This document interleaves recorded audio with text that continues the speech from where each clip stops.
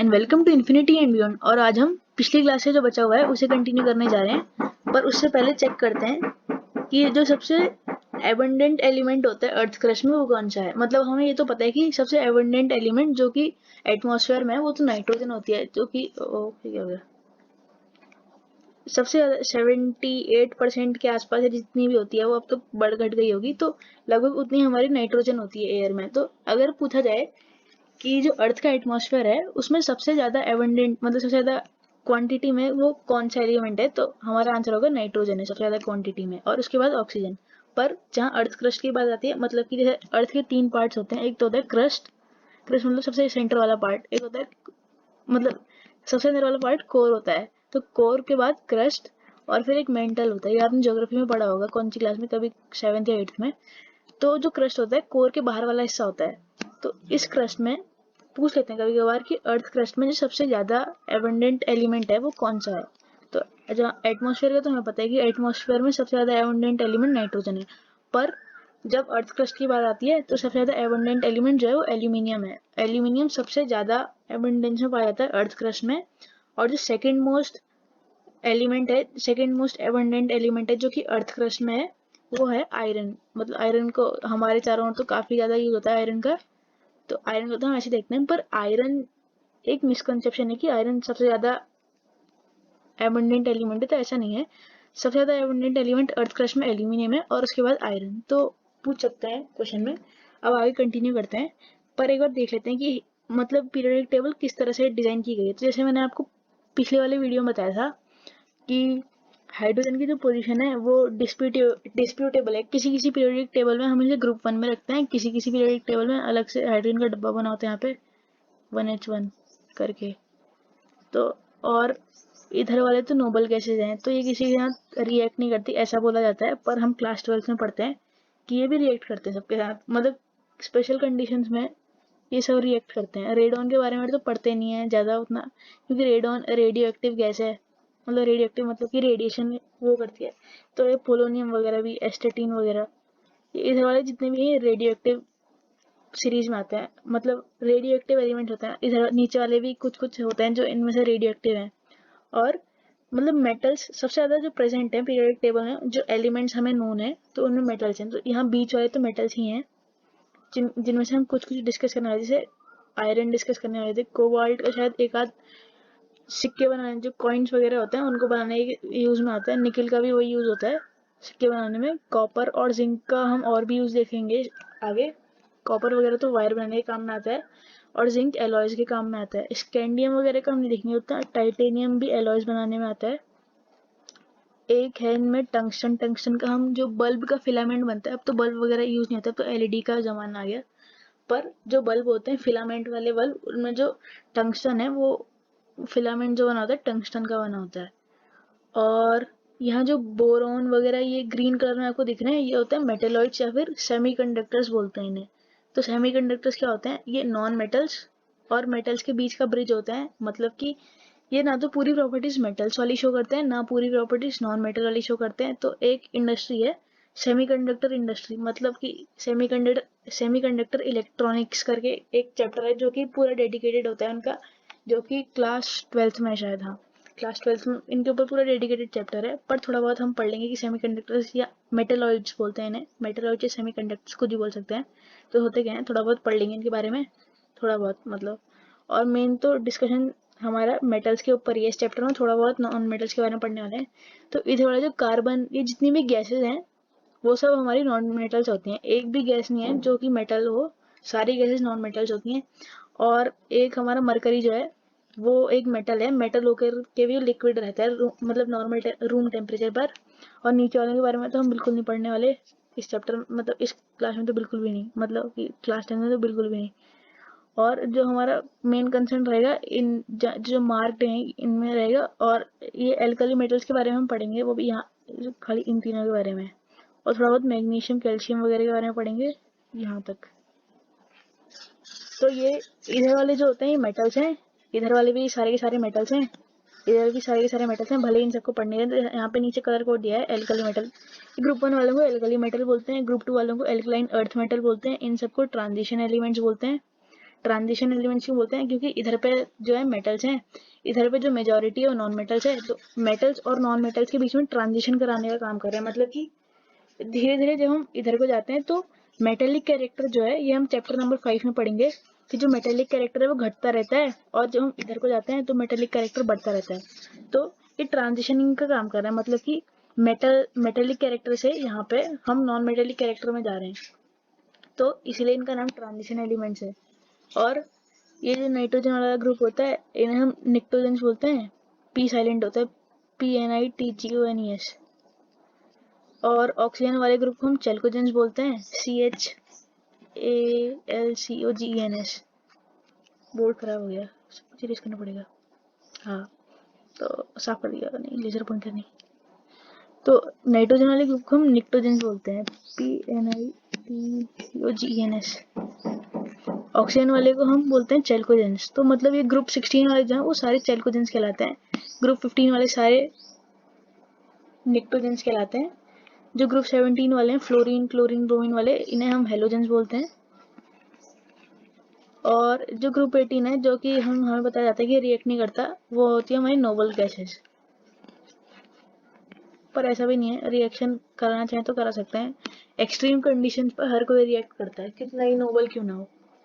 तो अभी हमने पढ़ लिया। और नीचे वाले ये लेंथेनाइट सीरीज है, तो लेंथेनम से शुरू हो रहा है, इसका पहला एलिमेंट जो है वो लेंथेनाइट्स है, लेंथेनाइट्स होते हैं। ये एक्टिनियम से शुरू हो रहा है, तो ये एक्टिनाइट सीरीज होती है, या फिर एक्टिनॉइड्स बोलते हैं इन्हें, ACTINOIDS। तो फिर एक्टी ओ हटा के खाली खाली एक्टिनाइट्स बोल सकते हैं, एक्टिनॉइड्स भी बोल सकते हैं, या फिर लेंथेनाइड्स भी बोल सकते हैं और लेंथेनॉइड्स भी बोल सकते हैं, तो मर्जी है, कुछ भी बोल सकते हैं। इधर वालों के दो के नाम मुझे नहीं पता, और मतलब ऐसे कहीं दिए भी नहीं रहते। तो अब चलते हैं नेक्स्ट स्लाइड पर। तो अब हम आते हैं कि chemical properties of non metals. अभी तक जो हमने पढ़ी ये जो प्रॉपर्टीज थी ये फिजिकल प्रॉपर्टीज थी, मतलब इन्हें हम देख के बता रहे थे कि हम देख के कैसे पता कर सकते हैं कि मेटल है, पर हमें पता चला कि इनसे धोखा भी मिल सकता है। तो हर कोई मेटल जो है वो फॉलो नहीं करता, क्योंकि कुछ कुछ एक्सेप्शंस भी होते हैं।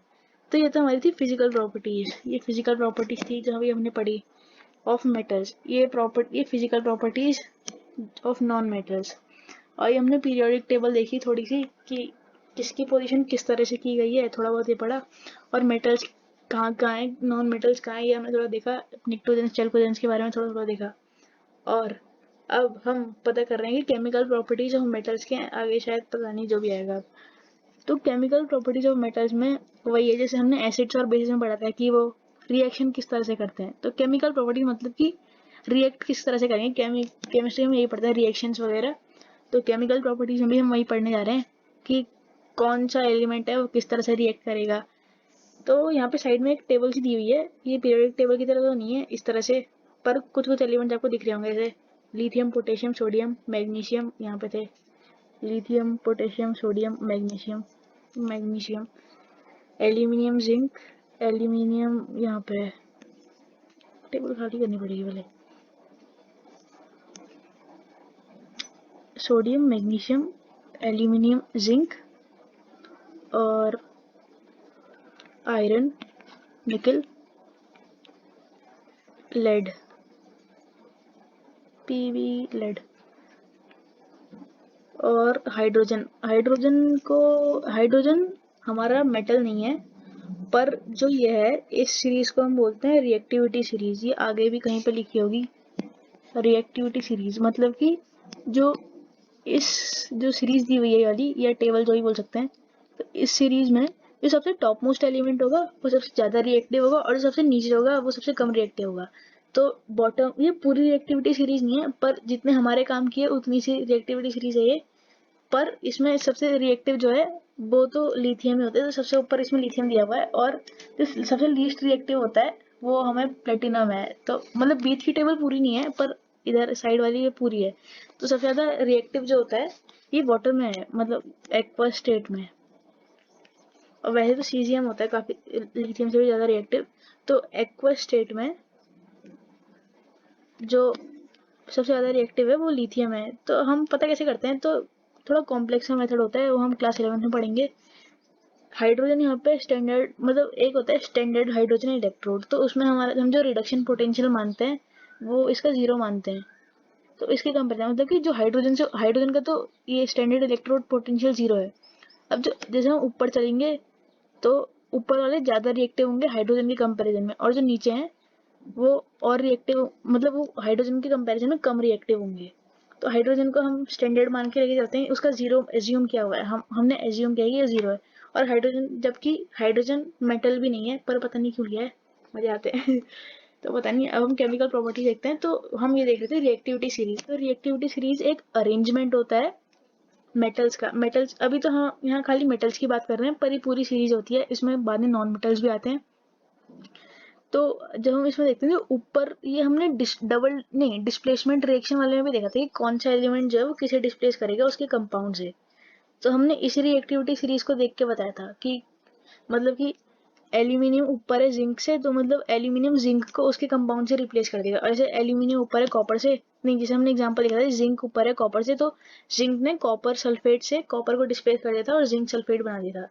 तो वो हम इसी रिएक्टिविटी सीरीज को देखते हैं। तो मतलब रिएक्टिविटी सीरीज एक अरेंजमेंट होता है एलिमेंट्स का, खाली मेटल्स का नहीं होता। इसमें हमें खाली मेटल्स का दिया हुआ है, हाइड्रोजन नहीं है, मेटल नहीं है।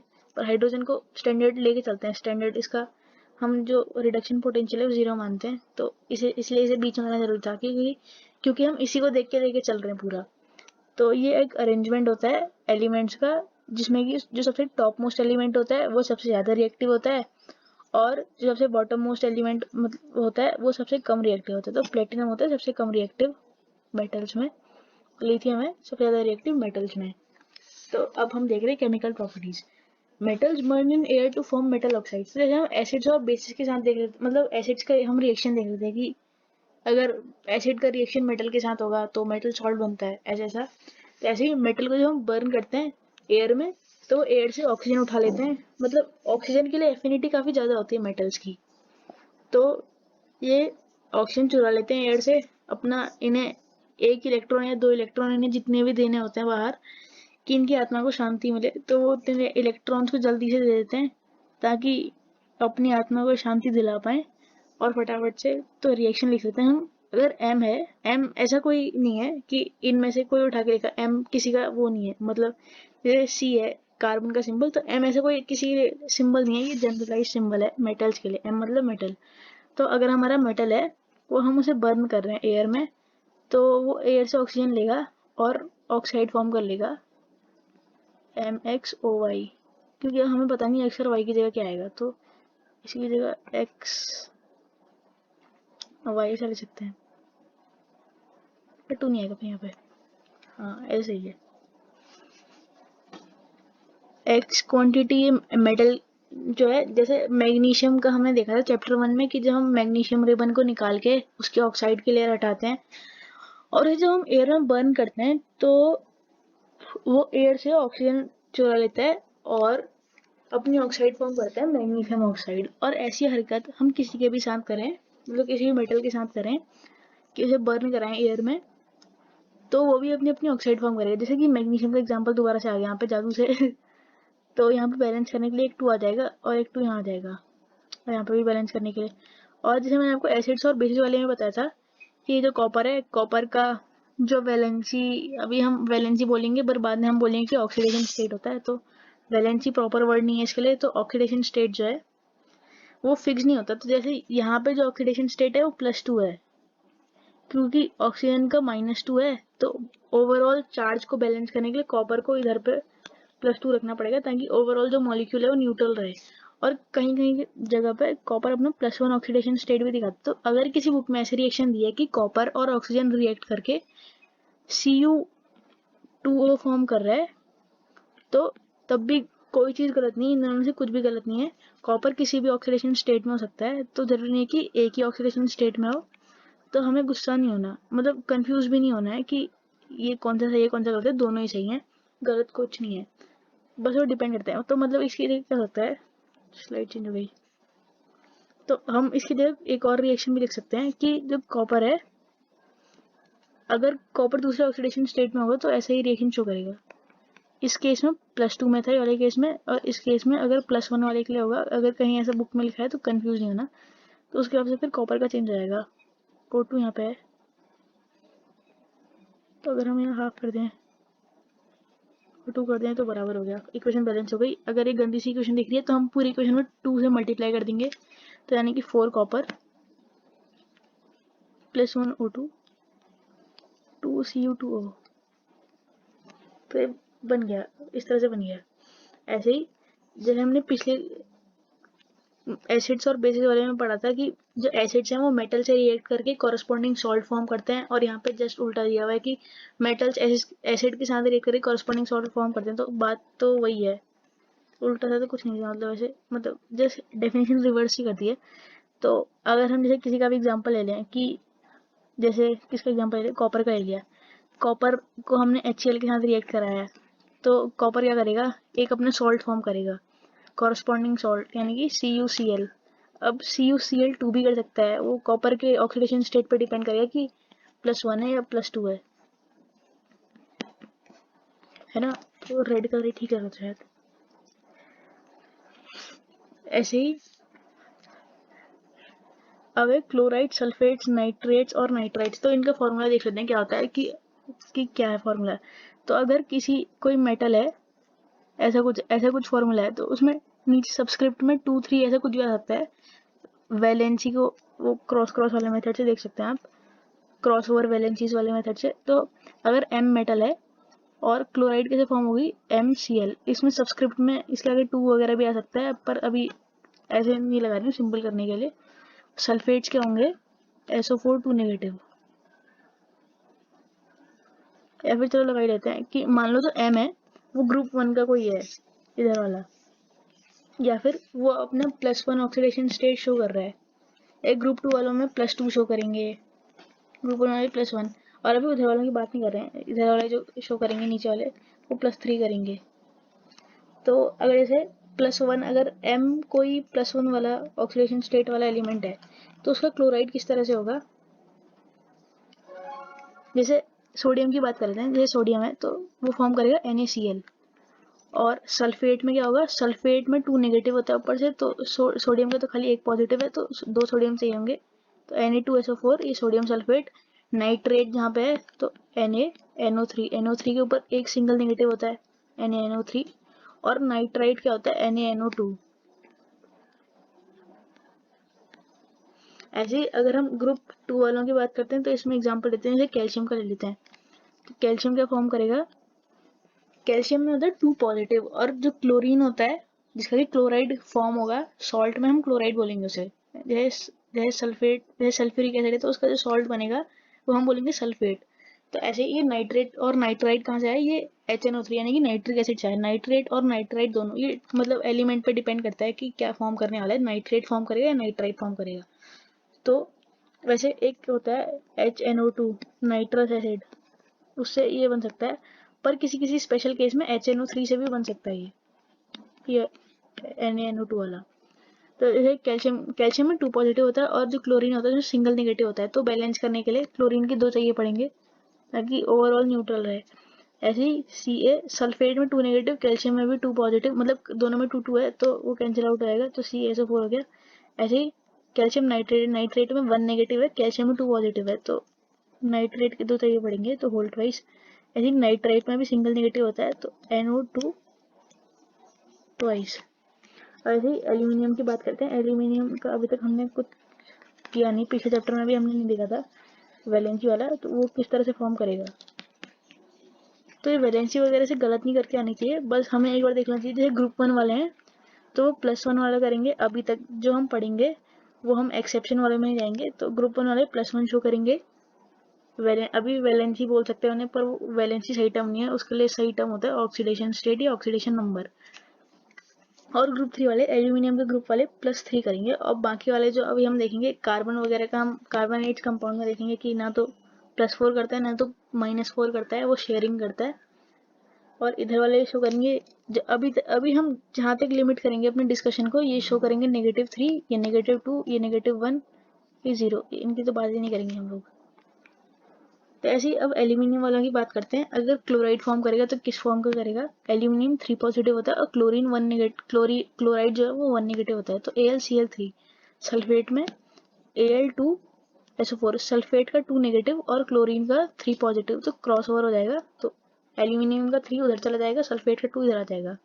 और नाइट्रेट वाले केस में AlNO3 का होल थ्राइस। और नाइट्राइट के केस में ये वाला नाइट्रेट है, NO3 वाला, नाइट्रेट वाला NO2 है, NO2 का होल थ्राइस। तो अब हमने सबका देख लिया कि कैसे कैसे फॉर्म करेंगे। ग्रुप 1 वालों का भी, ग्रुप 2 वालों का भी। ग्रुप 3 नहीं है, वो ग्रुप 13 है, वो जो कि +3 शो करता है। सॉरी, इरेज ऑल था ये, क्योंकि जो ग्रुप 3 है, ग्रुप 3 तो यहाँ पे है, अरे था, ग्रुप 3 तो यहाँ पे है, ये वाला ग्रुप 13 है। तो हम जो बात करते हैं बीच वालों को छोड़ देते हैं, हम बीच वालों की बात नहीं करते, तो इधर वालों की बात करते हैं, ग्रुप 1 ग्रुप 2, जिसके बाद ग्रुप 13 आता है, 14 15 16 17 18 वालों को भी बात नहीं करते। और जो ग्रुप 1 मेटल ऑक्साइड्स होती हैं वो डिजोल्व करते हैं वाटर में, क्या फॉर्म करने के लिए, हाइड्रोक्साइड। तो ग्रुप 1 मेटल्स होते क्या है, इन्हें बस अपना एक इलेक्ट्रॉन देके उससे पीछे छुड़ाना होता है, अपना ऑक्टेट पूरा करना होता है। तो ऑक्टेट पूरा करने के लिए कुछ भी करते हैं, तो जल्दी इतने रिएक्टिव होते हैं कि ये अपना एक इलेक्ट्रॉन जल्दी जल्दी दे देते हैं। तो वो एक इलेक्ट्रॉन जल्दी देने के चक्कर में, क्योंकि इनका मेटेलिक कैरेक्टर सबसे ज्यादा होता है, इधर वालों का मेटेलिक कैरेक्टर सबसे ज्यादा होता है ग्रुप 1 वालों का, इधर वालों का, हाइड्रोजन को छोड़ के, तो ये लोग जल्दी से अपना एक इलेक्ट्रॉन दे देते हैं। तो उस वजह से क्या होता है, जो जितना ज्यादा मेटेलिक कैरेक्टर शो करेगा वो उतने ज्यादा बेसिक कंपाउंड्स फॉर्म करेगा, यानी कि जो जैसे इलेक्ट्रॉन जल्दी से डोनेट कर देगा, जो उसके कंपाउंड्स फॉर्म होंगे वो बेसिक होंगे। और जो जो ये लोग हैं वो, क्योंकि ये इलेक्ट्रॉन एक्सेप्ट करते हैं, तो ये जो कंपाउंड फॉर्म करेंगे वो एसिडिक कंपाउंड फॉर्म करेंगे। एक तरह से आप ऐसे सोच सकते हैं, जो अगर हाइड्रोक्साइड अगर ये फॉर्म करें, तो वैसे तो करते नहीं है, पर अगर ऐसा कुछ फॉर्म करें तो ग्रुप 1 मेटल ऑक्साइड, जैसे हमने एयर में बर्न करके इनकी मेटल ऑक्साइड फॉर्म कर ली, वैसे सोडियम की क्या होगी, +O2, ये बनेगा Na2O। बैलेंस करने के लिए एक 2 यहाँ पे आ जाएगा और यहाँ पे 4Na आ जाएगा। तो इसने अपनी सोडियम ऑक्साइड फॉर्म कर ली। तो अगर हम इसे वाटर में डिसॉल्व करेंगे तो बेसिक हाइड्रोक्साइड हो जाएगी, यानी Na2O को हमने H2O में वो किया, तो यहाँ पे हमारा NaOH बन जाएगा। तो एक तरीका ये भी है NaOH बनाने का, वरना हम ब्राइन वाटर इंडस्ट्रियली हम जो बनाते हैं ब्राइन वाटर की इलेक्ट्रोलिसिस से बनाते हैं, आगे जो बनेगा उससे हमें मतलब नहीं है, क्योंकि मेन प्रोडक्ट तो हमारा ये है, आगे कुछ बनेगा भी कि नहीं बनेगा पता नहीं। और अब बात है बेसिक हाइड्रोक्साइड ये फॉर्म करते हैं, ग्रुप 2 वाले भी बेसिक हाइड्रोक्साइड फॉर्म करते हैं, पर ये जो ग्रुप 1 वाले हैं सबसे ज्यादा बेसिक हाइड्रोक्साइड फॉर्म करते हैं, क्योंकि इनका सबसे ज्यादा मेटेलिक कैरेक्टर होता है। तो जिस एलिमेंट का जितना ज्यादा मेटेलिक कैरेक्टर होगा उसकी हाइड्रोक्साइड उतनी ज्यादा बेसिक होगी, और उनकी ऑक्साइड खाली ऑक्साइड भी उतनी बेसिक होगी। जितनी ज्यादा बेसिक ऑक्साइड होगी उतनी ज्यादा बेसिक हाइड्रोक्साइड होगी। और ये नेचर किस पे डिपेंड करेगा, ये नेचर उस एलिमेंट पे डिपेंड करेगा कि कितनी जल्दी वो इलेक्ट्रॉन लूज कर रहा है। तो इनके कंपैरिजन में इन्हें 2 इलेक्ट्रॉन लूज कराने होते हैं, तो ये उतना नहीं होता है, क्योंकि इन्हें पहले एक इलेक्ट्रॉन देना पड़ेगा, फिर दूसरा इलेक्ट्रॉन देना पड़ेगा, तो उतने ज़्यादा बेसिक नहीं होते। पर बेसिक हाँ ये भी होते हैं, इनके कंपैरिजन में ज़्यादा बेसिक होते हैं, क्योंकि यहाँ पे पूरे इतने सारे एलिमेंट्स आते हैं। जो एल्यूमिनियम वगैरह है, एल्यूमिनियम की जो ऑक्साइड फॉर्म होती है Al2O3, ये एम्फोटेरिक होते हैं। मतलब कि ये एम्फोटेरिक क्या होते हैं कि वो एसिड के साथ भी रिएक्शन करेंगे और बेस के साथ भी रिएक्शन करेंगे, यानी कि वो एसिड के साथ रिएक्ट कर रहे हैं, मतलब वो बेसिक कैरेक्टर शो कर रहे हैं, और बेसिस के साथ रिएक्ट कर रहे हैं मतलब कि एसिडिक कैरेक्टर शो कर रहे हैं। तो इतने सारे एलिमेंट बीच में आने का फर्क ये आता है कि यहाँ पे ये लोग अपनी खाली बेसिक नेचर शो कर रहे थे, यहाँ पे इसने एम्फोटेरिक नेचर शो किया, तो ये अंतर आता है। फिर जैसे जैसे हम इस ग्रुप में नीचे जाते हैं, तो फिर ये जैसे ग्रुप में नीचे जाएंगे तो मतलब बेसिक कैरेक्टर बढ़ जाएगा ऑक्साइड्स और हाइड्रोक्साइड का। मतलब कि अगर लिथियम की ऑक्साइड या हाइड्रोक्साइड होगी, उसके कंपैरिजन में सीजियम या फ्रेंचियम की तो बात नहीं करते, ये रेडियो एक्टिव होता है। सीजियम की हाइड्रोक्साइड उतनी, मतलब सीजियम की हाइड्रोक्साइड या फिर ऑक्साइड और ज़्यादा बेसिक होगी। और इधर जाएंगे तो इधर पे एसिडिक कैरेक्टर बढ़ेगा हाइड्रोक्साइड का, और नीचे जाएंगे तो बेसिक कैरेक्टर बढ़ेगा। ये पीरियोडिक ट्रेंड्स जो है हम पीरियोडिक क्लासिफिकेशन वाले में पढ़ेंगे, अभी पहले वाली स्लाइड पूरी करते हैं। और metals react with water to give metal oxide and liberate hydrogen. तो जैसे हमने देखा था कि जो मेटल्स हैं वो एसिड के साथ रिएक्ट कर रहे थे अपना एक सॉल्ट देने के लिए और हाइड्रोजन लिबरेट करने के लिए। HNO3 के साथ ऐसा केस नहीं था। HNO3 वाला इतना पावरफुल ऑक्सीडाइजिंग एजेंट था कि वो लिबरेटेड हाइड्रोजन को ऑक्सीडाइज कर लेता था H2O में यानी कि वाटर में। पर जो मेटल्स हैं जब उनका हम वाटर के साथ रिएक्शन कर रहे हैं तो क्या होता है, जो मेटल्स हैं वो वाटर के साथ रिएक्ट कर रहे हैं तो अपनी हाइड्रोक्साइड फॉर्म करेगा। तो हाइड्रोक्साइड फॉर्म कर ली उसने MOH MHOXY X मेटल्स का। अब पूरी बैलेंस नहीं है, बैलेंस करनी पड़ेगी, पर जनरल इक्वेशन है ये। और क्या फॉर्म कर रहे हैं, मेटल ऑक्साइड फॉर्म कर रहे हैं, सॉरी मेटल ऑक्साइड फॉर्म कर रहे हैं।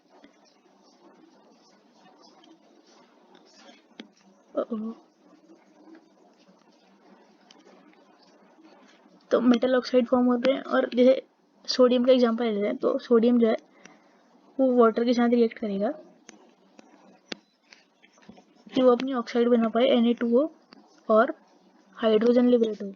और ऐसे ही एसिड के केस में क्या होता है, एसिड के साथ रिएक्ट करेगा तो वो कॉरेस्पॉन्डिंग सॉल्ट बनाएगा और हाइड्रोजन लिबरेट करेगा।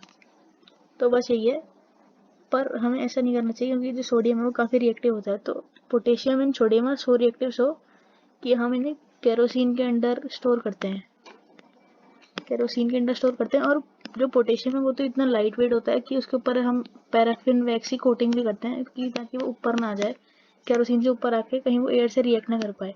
खड़ा है क्योंकि एयर के साथ ही इतना रिएक्ट करते हैं तो वाटर के साथ और ज़्यादा रिएक्ट करते हैं। इतना ज़्यादा एक्सोथर्मिक रिएक्शन है कि आग लग जाती है, वो टूट जाता है। आप चाहें तो सर्च कर सकते हैं वीडियोस देखने के लिए कि कितने पावरफुल होते हैं सोडियम और पोटेशियम। तो इन्हें ऐसे नहीं करना चाहिए, मतलब कि इन्हें एयर में भी नहीं रखना चाहिए और इन्हें वाटर में भी नहीं डालना चाहिए, इसीलिए इन्हें वाटर में भी स्टोर नहीं किया जाता। और इन्हें जब निकालना होता है तो निकालते हैं तो इनके ऊपर लेयर जमी होती है ऑयल की, तो उसे न्यूज़पेपर या किसी टिश्यू पेपर वगैरह से एब्जॉर्ब करा के फिर जाके इनका रिएक्शन करवाते हैं। और वो भी कम क्वांटिटीज में लेते हैं क्योंकि अगर ज़्यादा क्वांटिटीज में लेंगे तो इन लोगों का भरोसा भी नहीं होता, कभी भी रिएक्ट कर देते हैं।